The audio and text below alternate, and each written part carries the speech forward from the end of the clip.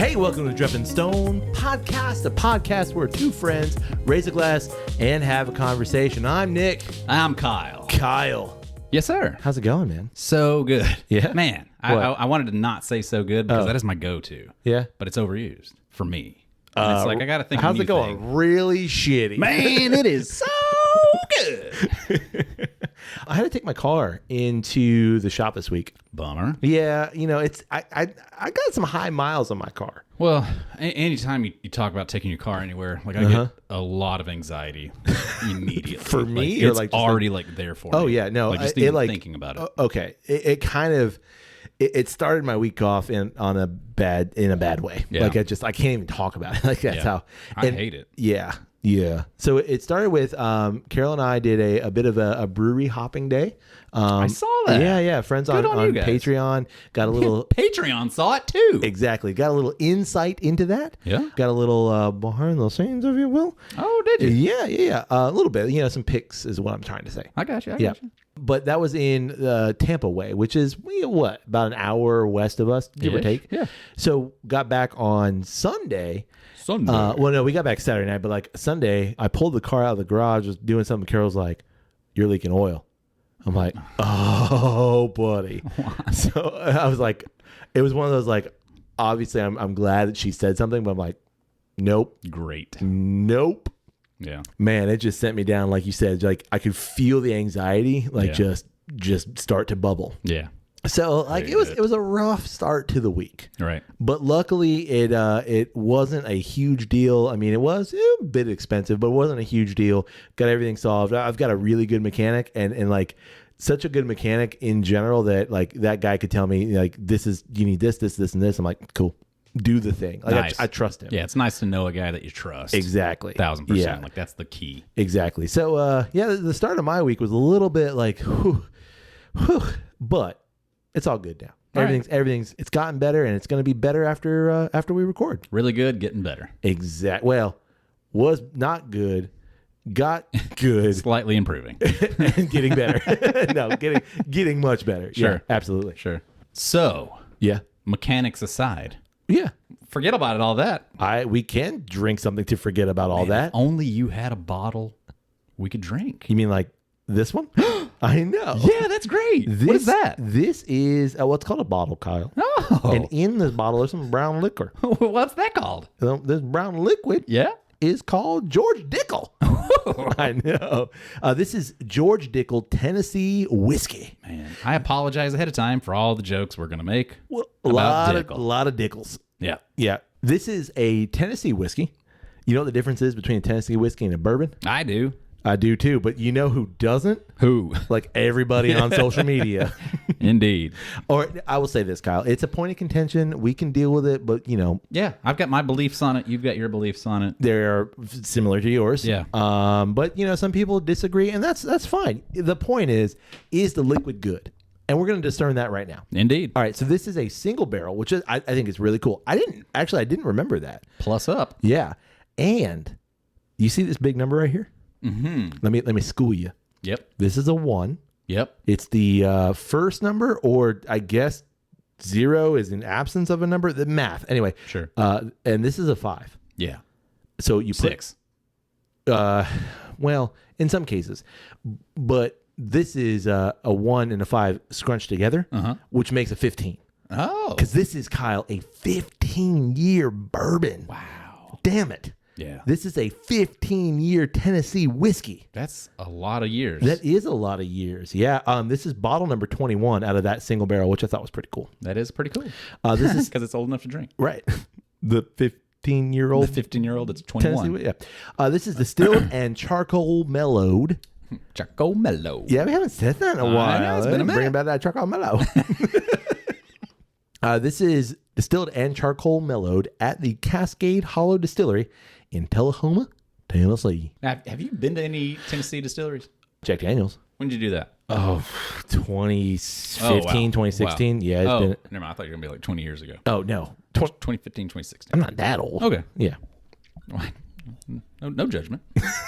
Well, I guess you know you could go to a distillery when you're not. Okay. My kids could have went with me to the Very true. I mean, they've been with us to breweries and stuff. breweries. Yeah, breweries. You want some bottle words? You know it. Because I then want to talk about that age statement. Honestly, like more than anything in the world right now. Bottle words? Yeah. Okay. Do you want me to say it slow? However you want. Tennessee whiskey. Perfect. Thank you. Tennessee whiskey. As our whiskey ages and mellows, each barrel imparts its own unique taste and aroma, ensuring that no two are the same. How am I doing so far? Amazing. Thank you. Some barrels develop a particularly special character that deserves even more time in barrel to fully develop. That's what you've got here. One of our most precious antique single barrel whiskeys, hand selected for our most discerning customers. Whew. This is a 15-year Tennessee whiskey. Yeah.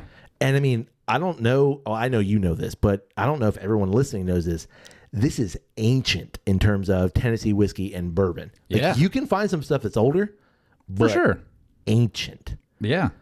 Like, I mean, just in general. Yeah. That's not an easily found age statement. No. I mean, I feel like 8 years is like grandpa. Sure. You know? And like 15 years is, I can't believe you're not dead yet. Well, you might actually be. Maybe we just like resurrected you. That's how old it is.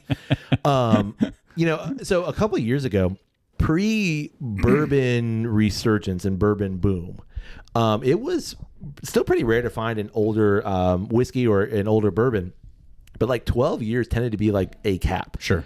But because you got a customer base that's wanting older things, right, and your customer base also is probably familiar with Scotch, the age statements have been creeping up. Right. Elijah Craig has an 18-year. We've had it. We had it on the pod a couple of years ago. Yep. And that is an even more ancienter bourbon. Yeah. Yeah. And so Heaven Hill has actually done a lot of things with age. I think that they have a, maybe it's a Parker's Heritage or a William Heaven Hill or something that's like 23 years, I think. I mean, obviously you have, Well, I think a big one last year was the Heaven Hill 18. That's right. Okay. That was like, that one made a lot of people's top okay. 5 whiskeys of the year for list. Sure. Yeah. And then, of course you have those that have always been up there in age and you can't find them. Right. Those bottles that shall not be named. But to find a bottle like this at 15 years is difficult. Yep. Except when it comes to George Dickel. Yeah. Like I've seen this bottle a ton of places. Right. And you want to know the best part about this? What's that? It's about $60. That's incredible. I know. I mean, we haven't tasted it yet, so like we can't like fully say that. But to even find a 15-year-old bourbon or whiskey or Tennessee whiskey or anything at $60, right, for being this kind of product, that's unusual. Yeah, I mean, normally like the adage is like $10 for every year. Yeah. So it should be like $150 bottle. Sure. That's crazy. Well, and that's that's quite true because that EC 18, like that's a pricey bottle. Indeed. When you can MSRP on that one is sky high. Correct. And worth it or not, you can be the judge of that. Go back and listen to that episode. 2021? Ages ago. But go back and listen to that episode. It might be a little rough. Who knows? Yeah, it was early. Yeah, it was an early episode. So I figured, let's try the George Dickel 15. I like it. I'm all in. Okay. Let's go. Shall we? Dickel's out. Yeah, it was a good pop. It's that real cork. Real cork. It's that real cork pop.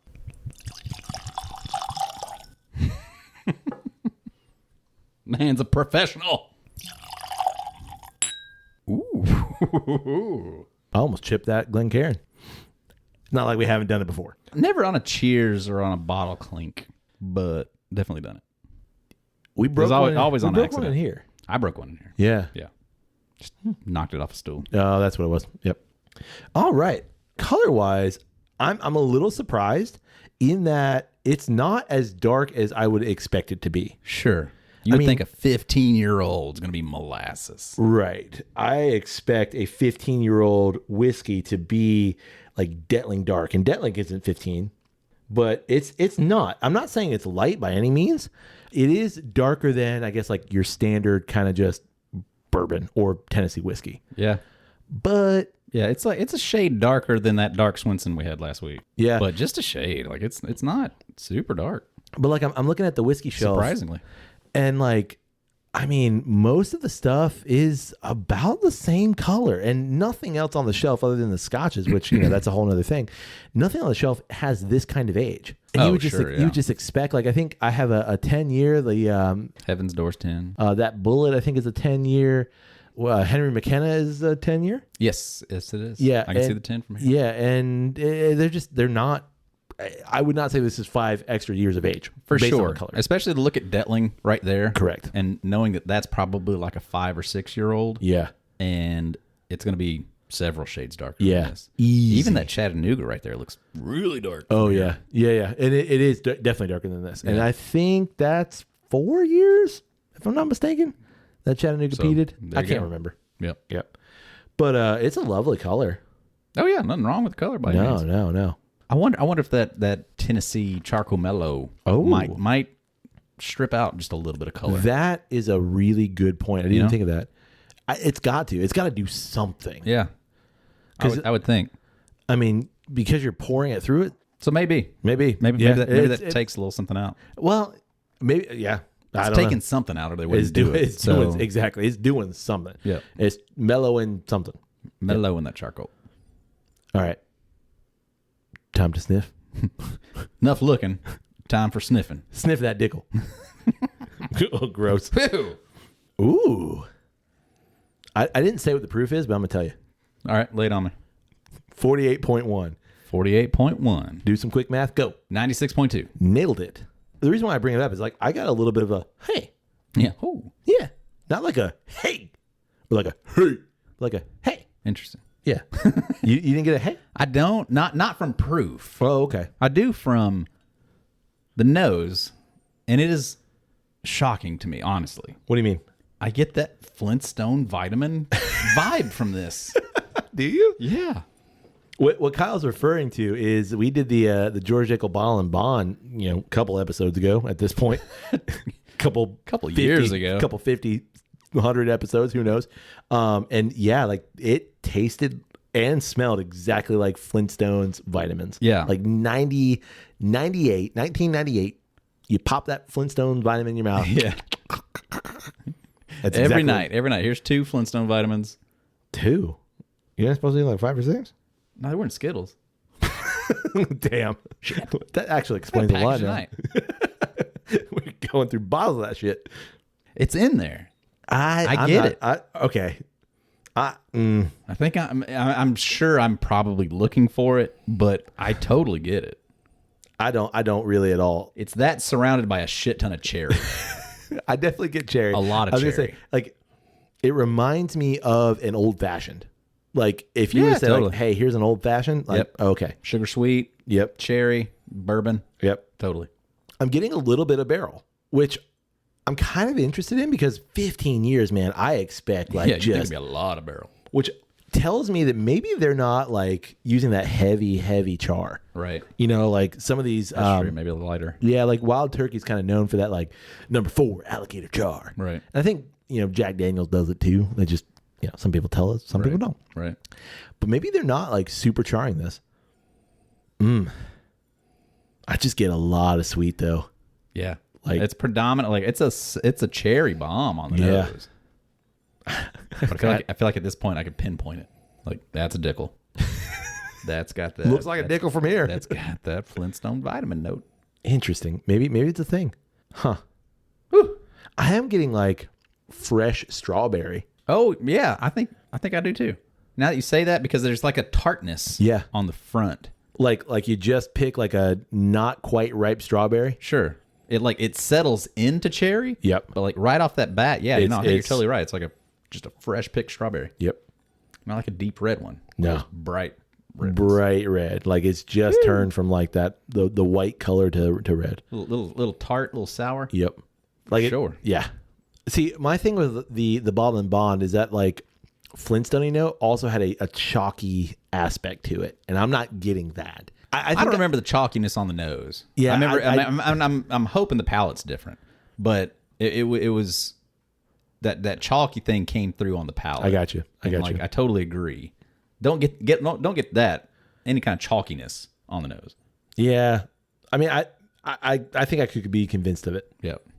All right. Well, Well, Enough sniffing time for sipping? you know it. Do it. Huh. That's 3 huhs. It's like an aged caramel. It's like you found a caramel in a drawer. And you opened it. You were super excited. It's not even a caramel. It's a sugar daddy. You found an old sugar daddy. It's got like the old wrapper on it. I don't even know what the new wrapper is, if it's ever changed. But it looks like it's from the 70s. And you're like, I'm going to eat it. Okay. It looks like it's 15 years old, but I'm going to eat it. I can agree. Throw that sucker down. I can agree to that. But you found it at a gas station pump. Sure. Like, But the wrapper was still pristine. Sure. Still closed up. But there's this I don't know, like slight gasoline note. It's surprisingly thin. It's really thin. And maybe that's not fair because we're coming after the Swenson. Yeah. The Doc was thick. Yeah, that's true. Oily. Velvety. But I drank a lot of water. I did too. And I feel like I would have cleared that off. I think it is. It's just thin. Yeah, it's really thin. Oh, man, I can't get... It's not even ethanol. It's not even like just whiskey alcohol. It like legitimately reminds me of like, you ever accidentally, you're pumping gas and like you take it out of your car and you get just like a drop on your shoe. Yeah. You get back in the car. Fills up the whole car. Yeah, you get back in the car, you're like, damn it. Yeah. That's what this flavor is to me. Woo. It's that smell of damn it. All right. I gotta be honest. That is a little disappointing. After a couple of sips, that kind of note dissipates, and I do get the sweet. But it's never a prominent sweet. I feel like the prominent note for me, I think, comes on the finish, and it is the age. It is the barrel. Oh, yeah. But even that being the prominent note, it's not really strong. Even that, it's still kind of just like I guess it's just the longest note.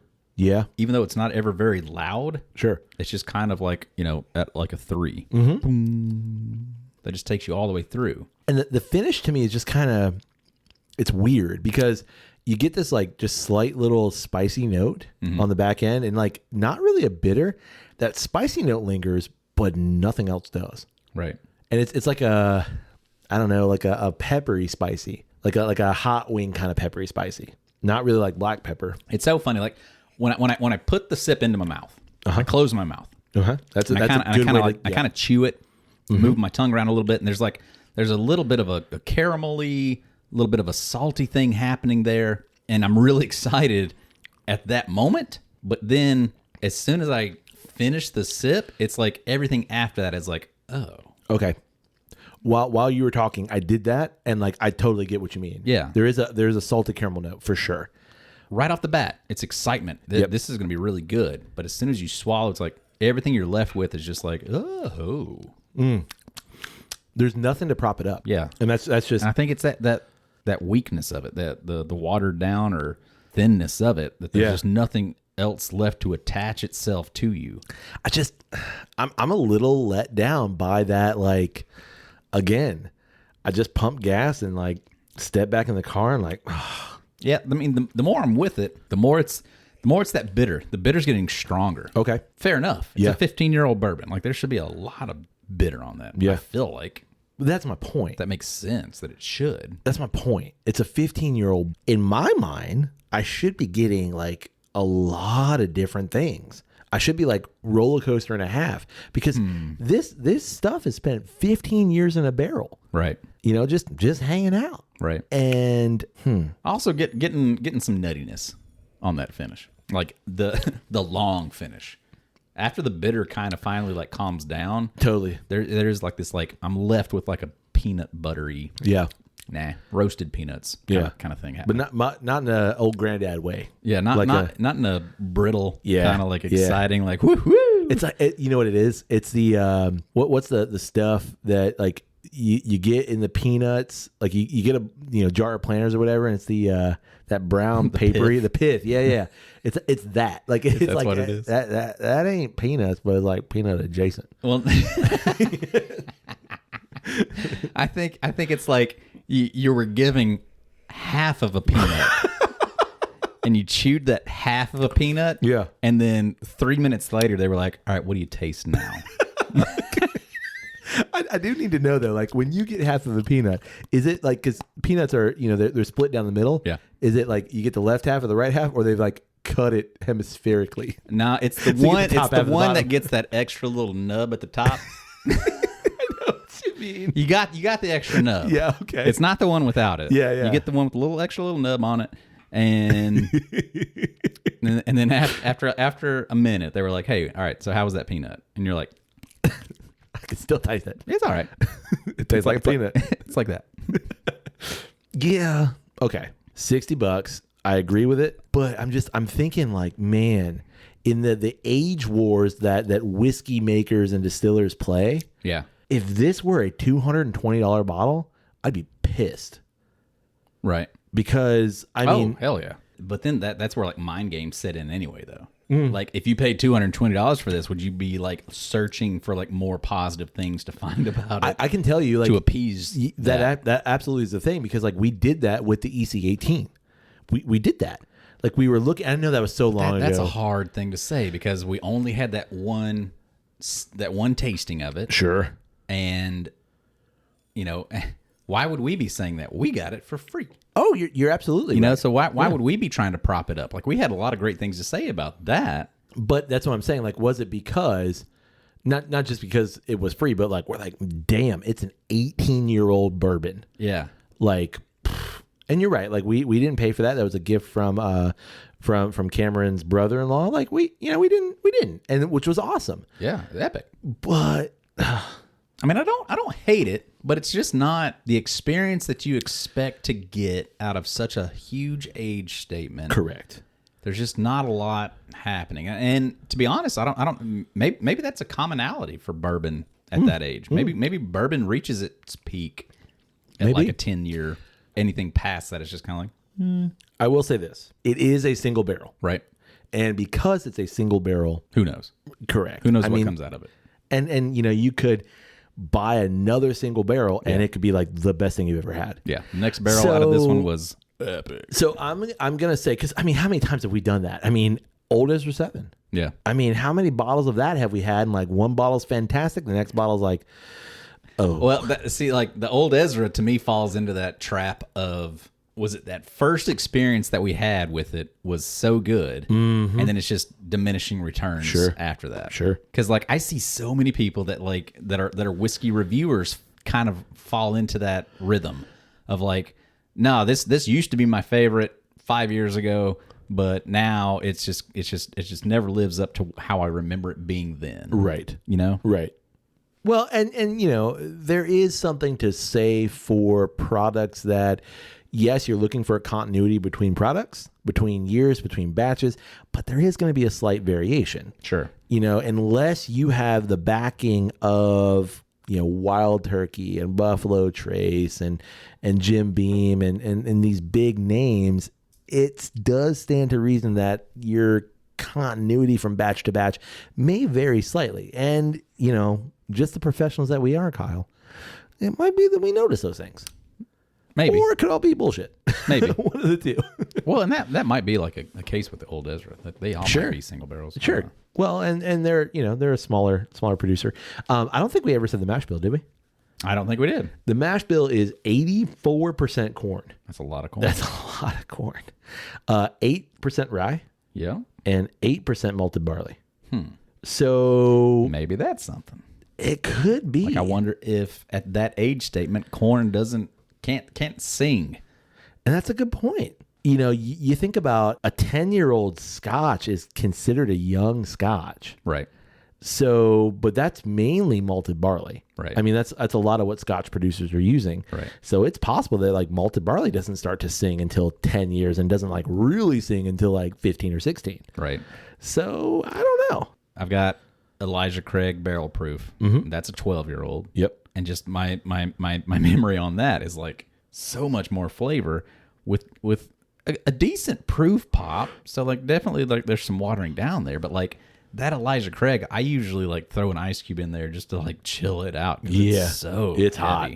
So I don't know. I think there's some interesting things that we could put against this to test this theory. Sure. But yeah. I'm gonna leave it with this. I'm a little disappointed. I'm not disgusted by any means. I'm just like, man. To me, price-wise, it falls in that range. Man, for that price, Correct. I can think of so many other bottles that are have so much more flavor and so much more interesting things going on that, like, why do you not have more going on at that age statement? I think another way to say it is, am I tempted to buy another bottle? I am not. Right. But if I go to a friend's house or someone has a bottle of it and they're like, hey, would you like to try it?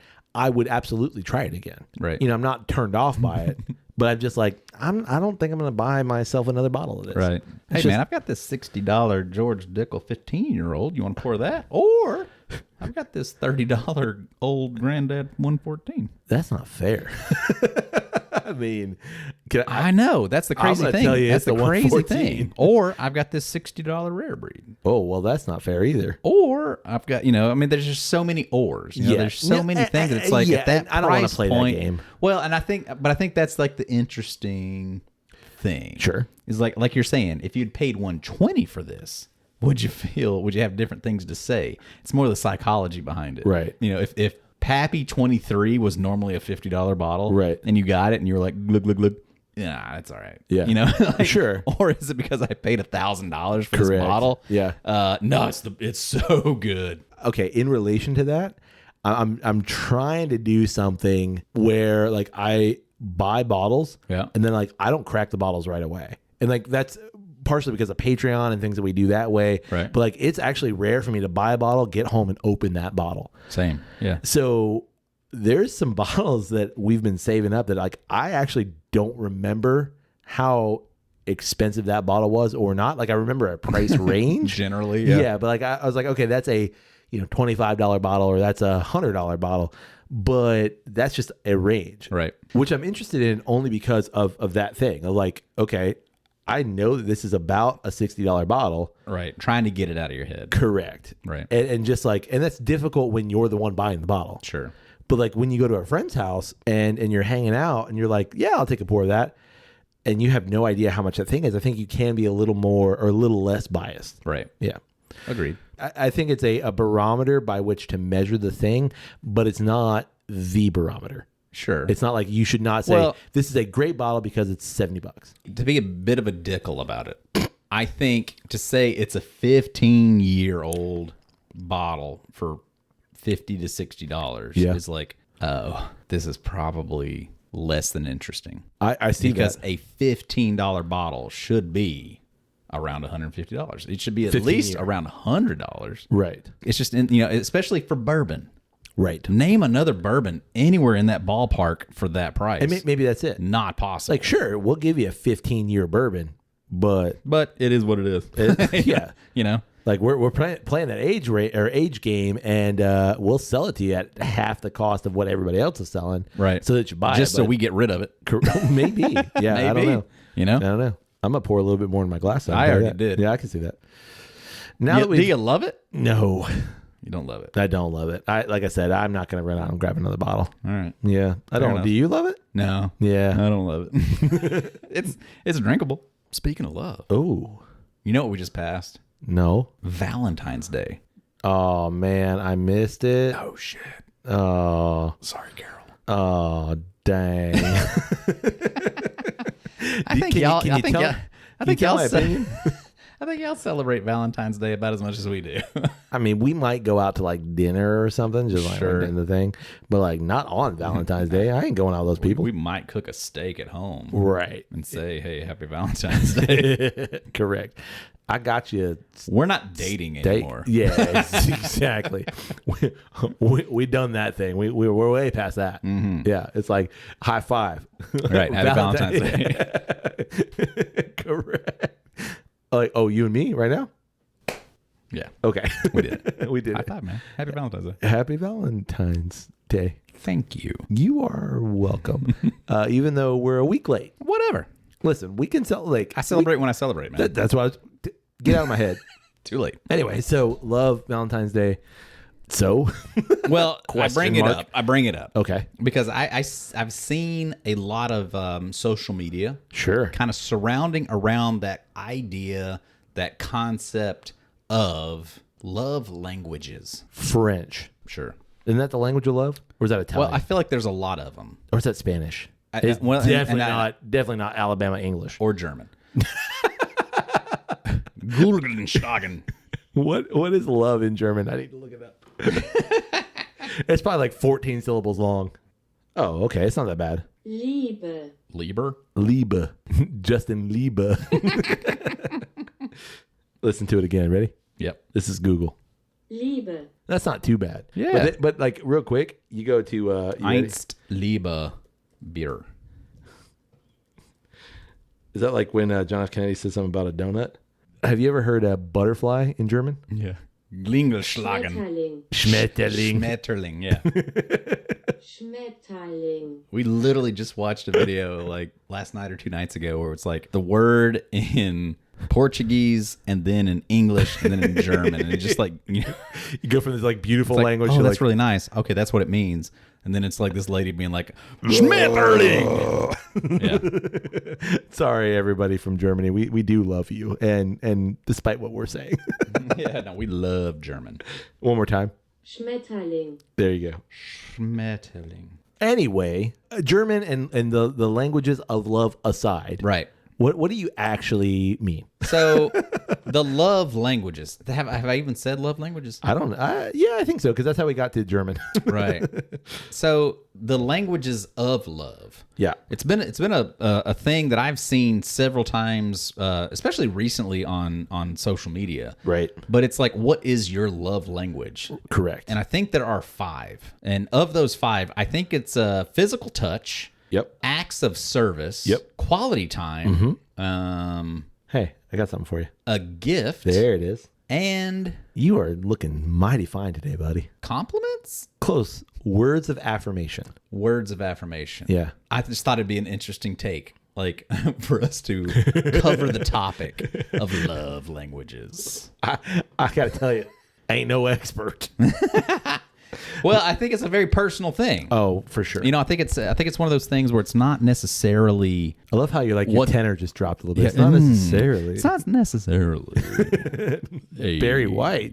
An absolute. You know, this is the right way. And I'm feeling fine, baby. Wait, that's not Barry White. Is it Barry White? No, that's No. it's Barry Barry Manilow. Not very Manilow. Everyone's yelling at us right now. Yeah, I know. Marvin Gaye. Marvin Gaye. There it is. There it is. Wow. Yeah, no. Barry White's. Hey, baby. Correct. Or, my darling, I Yeah, yeah. can't get enough of your love, babe. Yeah. But it's even deeper. You Yeah. gotta go- I can't. No, it's not not in it. not in you? available in my repertoire. Gotcha. Thought it would be a fun thing for us to cover. Yeah. Okay. The love languages. So I It's that think time of year where you're really thinking about love. Oh yeah, every animal's thinking Unless about you're love. married. Because then it's like, we've done it. Honey, we've done it. We don't have to think about Valentine's Day. We've got kids. We made it happen. All right? Yeah, it's a different kind of love at that point. Yeah. Yeah. You walk outside and every animal's thinking about love. Sure. I just saw 2 squirrels Yeah. doing it in my front yard. What do they call it on Bambi? Twitter pated. Twitter pated. That's it. Yeah. Yeah.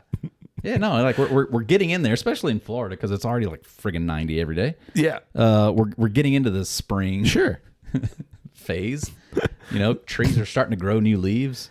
Did they ever lose their old ones? Some of them. Okay. A couple. So the season of love, that's got you in the mood for love. That's I think it's an interesting thing. That's a film. And I think it's legit, personally. yeah. No, I think when you look at those 5 categories, Sure. some things are going to be more relevant to you, Right. and other things are going to have less relevance. I think it's one of those like you have a bit of all of this. Sure. But some is a little bit more pronounced than others. Gotcha. Yeah. Just where you fit Correct. in there. There's a book called like The 5 Love Languages. I think it was written in the early 90s. Right. I think back then it was kind of seen as one of those like, oh, right.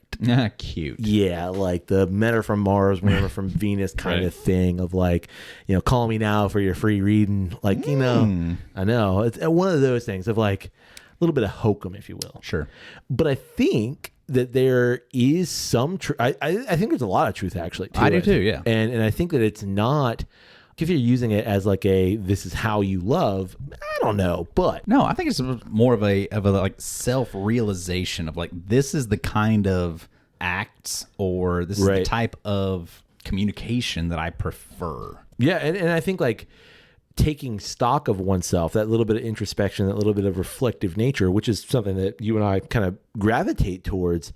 When you take stock of yourself and also your partner, Sure, like inner reflection. Yeah, exactly. Like Yep. you start to learn more about how to deal with yourself and Right. also how to deal with them. And I know that sounds like, but like how to Well- how to talk to them, how to, At the same time, that's not at all like outside of this conversation, because I think it is really interesting about like, it's not just I think there is one aspect of understanding what your love language is, yeah. but also understanding what their love language is. Yeah, it's a two-way street. Yeah, so it's not just like the things that you enjoy doing, Yep. and it's also not what they enjoy doing. There's some sort of a weird conversation that has to happen where there's a back and forth. And I want to be clear, we're not talking about like physical love. Unless that is your love language, because physical touch is one of them. Yeah, but what I mean is like sexy time, physical love. And I know that's part of it.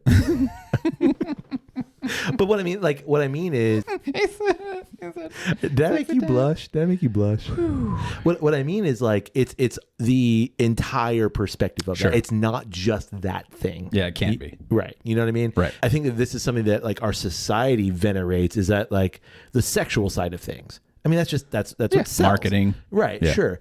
But when you think about, and I think what these things are trying to do is it's not just about the physicality of love, it's about the other parts of it. Sure. It's about those things that like aren't as quote unquote sexy and aren't as like newsworthy, I guess. It's the, you look at a couple who's been married for 60 years and like, how did you guys do this? Well, Right. it's not all about the sexy time. Yeah, when you when you really get into it, it's more about like the psychology and the philosophy aspect of it. Sure. Yeah. And like you said, it's about learning about yourself and learning about how you like to be loved and how you love and how your partner likes to be loved and you want to be loved by them.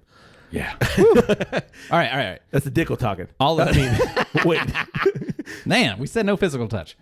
All right. So, with that being said, Where are your hands? by the way? Don't worry about that. That being said, Yeah. what would you say? Oh, Just looking at those five, what do you think you respond to most? I think for me, it's acts of service for other people, like doing things for other people. But I also like that reciprocated. Okay, interesting. Yeah. So like, things done and I don't have to worry about them. Right. That kind of thing. Right. That's probably maybe my biggest one. Sure. Like that kind of like makes my life easier. Right. You know what I mean? Totally. What about you? Well, so like I look at it in two ways of like, that's definitely, the acts of service are definitely how I feel like I like to show love. Yeah. Of like, hey, whoever you are, like I appreciate that. I'm going to do this thing for you. Right. With no expectation on the other side of it. I'm just trying to show you love and appreciation. On the receiving end though, I think I like to receive quality time. Like that's definitely where I see more of like, that's what I like to do with you kind of a thing. Gotcha. Of like, I love doing like special, whether it be trips, vacations. Yeah. Or, I mean, it can be as simple as just like a conversation, but it's like quality time where it's like meant to be quality time. Like we've set this time. Yeah. Yeah, And yeah. we're going to make it cool and awesome. Right. I'm somewhere in between the two of those. Because like I know personally, I like to do things for other people. And that's kind of like me saying I'm trying to do a great, nice thing for you. But like it's quality time where it's meant like, no, like we've reached another level where it's like we get to do this together. Gotcha. We get to have this experience together. Totally. Completely absence of physical touch. It's just we're gonna go get to have. I'm in a latex suit and you are in a latex suit. And I know that sounds freaky, but it's not. But just let it ride. It'll be fun. I promise. Yeah, no, it's like we're gonna go do this experience together. We are doing this Whether that together. be a concert or a vacation or a dinner Yeah. or a whatever. Right. But it's like that's meant for like us. Yeah. I think that's cool. That's a really good point. And like in general, I don't receive compliments well. Like I'm not someone who's like I just question it. I do. Yeah. And like I question, and maybe it's just the cynic in me, but like I Sure. kind of question the motive. Yep. And like even if someone's like, hey man, like I really like, I like your shirt, or I get beard compliments a lot. And I'm Yeah, like, you do. I've seen it. yeah. And I'm always like, I don't know what to say. And so like, I just kind of come up with like stock answers of like, oh, and normally it's, by other bearded men, and it's like, oh, you too. Or like, I grew it myself. It's like stock answers because I just Right. don't receive that affirmation. Yeah, I don't well. like that awkwardness. Yeah. And that's just me. Right. But I see in my wife like that quality time kind of perspective. Right. Of like, if I have to spend time outside of the time that like we've set apart. And normally that's like late evenings, we'll watch something, we're just sitting on the couch together. Like we could not even be talking, but like I recognize that is time set apart. Sure. And if that doesn't happen, or I need to get something done, like I can feel the difference. Right. You know what I mean? Right. So like I can recognize those things too. Well, and I think what's interesting too about the whole aspect of your preferred love language is that I think it has to change over time. Yeah, I think so. And like, because if I look at me 20 years ago, what that person saw as love language Right. would have been completely different than I am now. Sure. So I think that aspect of it is interesting too, and being able to understand that like these levels of what you appreciate the most are going to change. Yeah. And flow. Absolutely. Yeah. That's just part of that journey, cliche as it is. That's part of that too. Yeah. Is, not only it's that introspective nature of like recognizing where you are, but also where you were as well. Right. Like I'm also not a big gift person, but I like giving gifts to people. Right. Like if someone Yeah. gives me a gift, Right. I feel kind of awkward. Sure. Because it's always that like not, and again, I know this sounds so cynical, but it's always like that. Well, what do I do here? Like they bought me dinner. Like, okay, so I got to remember at some point I owe you this. Yeah, I owe you that dinner. But I think that's for me, it's like I like giving gifts. So like that's the almost like, I guess, kind of guilty thing of like, well, I owe them a thing because I like doing that thing. Like I Right. like buying things, and not just like physical things, but like I like showing the love in that way. Right. And it's also understanding it in these kind of terms of like, I wonder if that is their language of they like to, that's what they're looking for. So maybe I feel responsible now to reciprocate, but maybe not. Maybe that's just what they like to do. And that's what I'm talking about, like as far as like the communication aspect of it. Totally. Like I like to do these things, but that doesn't necessarily mean like if you do that for me, that I need it means- reciprocated. Yeah, right. that it doesn't mean And anything. see, like that right there is, I think, a conversation that like I haven't been great at having. But a conversation like, I think if you are at the very least cohabitating with another adult, Right. like you should have those conversations. For sure. And again, I'm guilty of not having good conversations like that. Right. But it's that idea of like how Right. like Yeah. even in people that, I'm not saying like just a romantic partner, but like even people that you're close with, Right. people that are good friends, people Totally. that are I'd even say coworkers, like Certainly. People that you're in some sort of a confined connection spatial with. Yeah, presence with. correct. Because like you're dealing with another individual. Right. So how do they see the world in that way? Because man, even that quick recognition of that can solve so many problems. Yeah, oh yeah, totally. On a very micro level.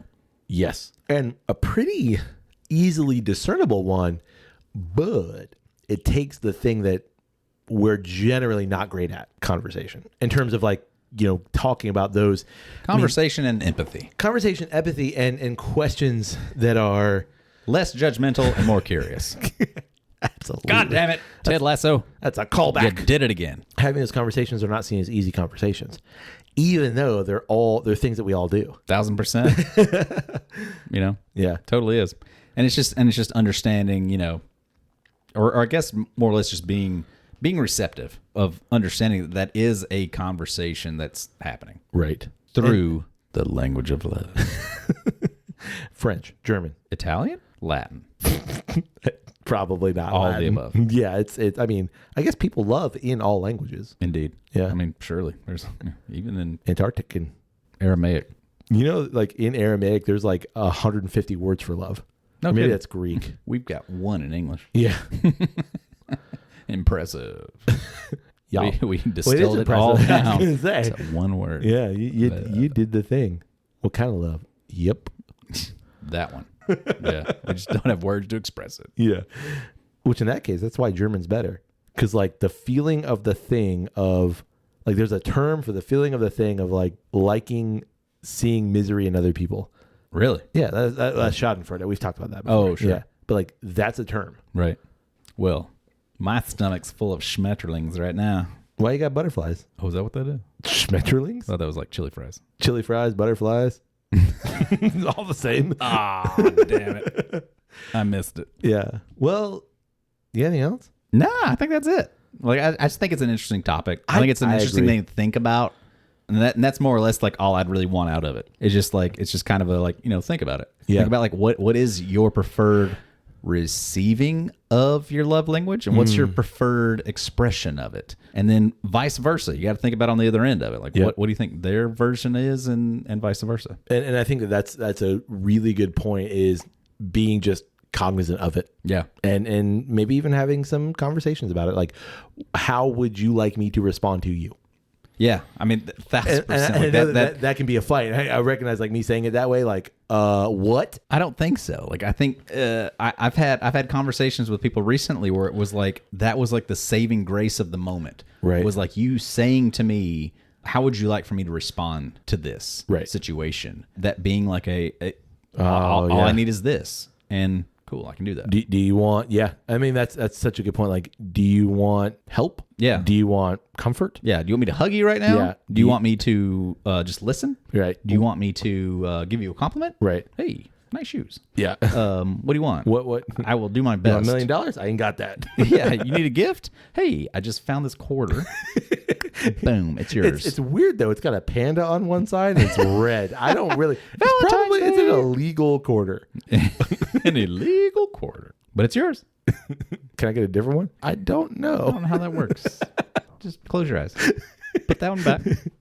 Open that cash Reach register another right one. quick. I Reach mean, another one. well, on that note, we want to know, what do you think about the George Dickel 15-year Tennessee single barrel whiskey? I feel like it's a challenge at this point. What? Find a Dickel that I like. It's like, whoa, Yeah. that's cool. Yeah. That's interesting. You know what it probably is? It's probably that Tabasco Dickel. I don't think that's it. Dickel. No, we got to try it now. I don't think that's now it. that I just thought about it, like I need to buy a Why'd bottle. you do that? Yeah, you're right. I'm buying a bottle. I'm sure Correct. you will. Yeah. And guess what? What? I'm going to make you try it. You know what we should do? That's cool. That's fine. But it's gonna live. It's gonna oh. live in the whiskey cave, and then you're gonna have to deal with that shit. You know what we should do? What? I still got that wicked pickle down there. We Yeah. should buy the Dickel and mix it with the pickle. A Dickel pickle. See? A wicked Dickel pickle with Tabasco. It's a Tabasco Dickel pickle. It's probably amazing. It's probably like really good. It's probably like spot on. Like that's what it needed. That's what we needed. Exactly what it needed. Yeah. Now it's so good. Oh, it's fantastic. We also want to know, what is your love language? What's your preferred reception of love, and what's your preferred showing of love? Hey, Hey, speaking of showing of love, you know how you can show our podcast some love? how's that? You see what I did there? I did. That was pretty impressive. Slick. Yeah. That Now- was but now that I've slick, like called attention to it, now it's not as slick as it was. yeah, you can cut that though. Yeah, I will. It's fine. You can show us some love via Patreon. Oh, I know. yeah. Just and the cool thing about it is it's a reciprocated love. Indeed. Yeah, like you join us on Patreon. You give a very little. Yeah, and you get a lot. very lot. Yeah, exactly. And I mean, it's a lot of good stuff. It's episode notes. Yeah. It's tonight's pours. Yeah. It's a pour with. Like almost like daily content. Yeah, I mean, at the very least weekly. Yeah. I mean, Yeah, unless we're really busy. and at the very least monthly. Yeah. No, it's usually, at least a couple things a week. Yeah. You guys get it before everybody else, and it just helps support Drep and Stone, allows us to keep adding to the thing that we're doing here. And we enjoy doing it, and we love hanging out with you guys, and we just want to keep making great things for you. Indeed. You can also show us some love Yeah. by rating Drep and Stone wherever it is you find great podcasts like this one. Indeed. It's always one word, dripping stone. Are we to there? We are. We kind of we mix this up a little bit. But a lot of the ways that you can show love on social media is like giving like little hearts. Oh, you know, you can like a thing, and it's usually like in a heart thing. Yeah, for sure. So I mean that works. Yeah. So like a thing, laugh at a thing, share at a thing, comment on a thing. Beautiful. We love all those things. We love those things, and that's how we like to receive love. We do through dripping stone. Yeah, and you can also show us it's love. An act of kindness. It's an act of service. It is. It's an act of physical touch. Digital touch. There it is. You can also show us love by just telling someone about Dripping Stone. Like that is that's probably the act of service. Right there it is. Yeah, because you're doing it for somebody else too. Yeah. Well, you walk up to somebody, you know, kind of just like touch the small of their back. Yeah, you know, do a little like counterclockwise rub. It's not awkward if it's counterclockwise. I gotcha. Yeah, if it's clockwise, that's it's friendly. Awkward. Yeah, counterclockwise. Counterclockwise. Correct. Okay, gotcha. Yeah, you kind of do a Miyagi, and then you like wax on, wax off. Yeah. Yep. Have you heard about Dripping Stone? Easy crack and wax. There it is. No. Well, you can find them wherever you find great podcasts. Well. And we didn't say it because we kind of, you know, botched the ending a bit, but we'd love it if you get in contact with us. Yeah. You can do so through email. Personally. That's drippingstone@gmail.com. Or like Kyle already mentioned, you can also get in touch with us on social media. So many ways to get in touch with us. Yeah. Physical touch. And digital touch. And affirmation. We love affirmation. Quality time. With us, love that with shit. you. Yeah, absolutely. Love that shit. For sure. Hey, buddy. Hey, buddy. May your glass overflow. And your ass never show. Cheers, buddy. Cheers.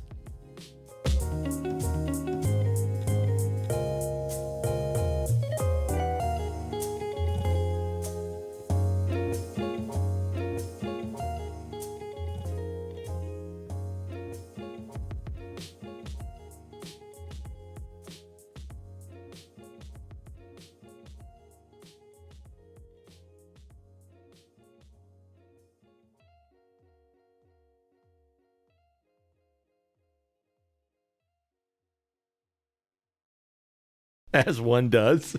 You just let it all out. I let it all out. Let it all Let out. it all out. Let's do some bottle recognition. Okay. I recognize that this is a bottle. Thank you. Thank you.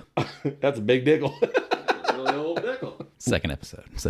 Oh, Charco Mellow? Oh, no, this is the second episode. I got you. Everybody knows now. Yeah, everybody knows. No, I waited this time. I know. I'm proud of you. Cottage cheese? Oh, man. 15 years. Oh, man. Hold on to your Dickel. Yeah. And then you take the sip and it's like, oh. Is it? You beat me to it. I was almost going to Google German love, but like I don't think I want to type that in Google. Do you know what the love languages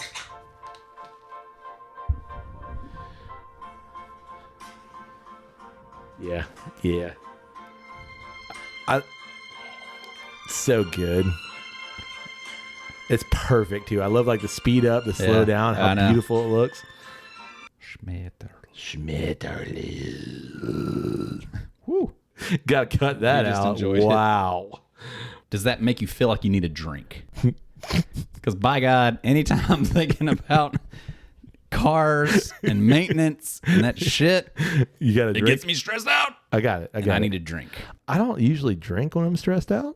No shit. Yeah. Why is that? I don't just want to feel like you're all there. No, like it's just not yourself. I don't. I mean, just in general, like literally. Because if I drank every time I was stressed, I'd be bottle a day. It's not usually something like it doesn't actually calm me.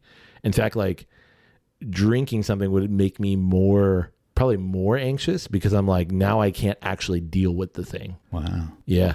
I'm the opposite. Like if I get stressed out, and it's more of like a avoidance.